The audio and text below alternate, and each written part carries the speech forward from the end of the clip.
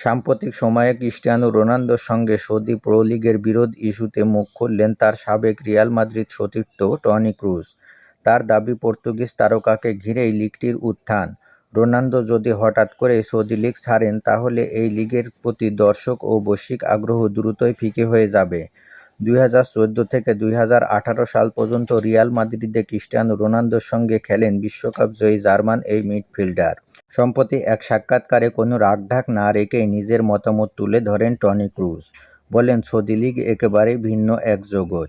Ronaldo আসার আগে এই লিগকে কেউ চিনত না, আর এখন সেই রোনালদোকেই অসম্মান করা হচ্ছে, যিনি আন্তর্জাতিকভাবে তাদের পরিচিতি এনে দিয়েছেন। আমি নিশ্চিত, রোনালদো যদি আজ চলে যান, কাল থেকে এই লিগ আর কেউ দেখবে না। গত গ্রীষ্মে 2027 সাল পর্যন্ত রোনালদোর সঙ্গে চুক্তি নবায়ন করেছে আল নাসর। বয়স 41 হলেও মাঠের পারফরম্যান্সে এখনও তিনি অন্যতম সেরা। সৌদি পাবলিক ইনভেস্টমেন্ট ফান্ড ও ক্লাব ব্যবস্থাপনার সঙ্গে চলমান টানাপোড়েন তার ভবিষ্যৎ নিয়ে অনিশ্চয়তা তৈরি করেছে। বিভিন্ন গণমাধ্যমের প্রতিবেদনে বলা হচ্ছে, সৌদি লিগ ছাড়তে পারেন ক্রিস্টিয়ানো রোনালদো।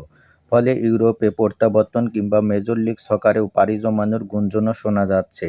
রোনালদোর ধর্মঘটের সূত্রপাত ঘটে ক্লাব পরিচালনা নিয়ে মতবিরোধ থেকে।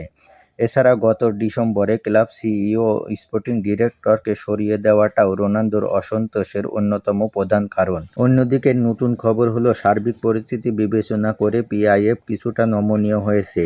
সিইও ও স্পোর্টিং ডিরেক্টরকে পুনর্বহালের বিষয়ে আলোচনা শুরু করেছে তারা।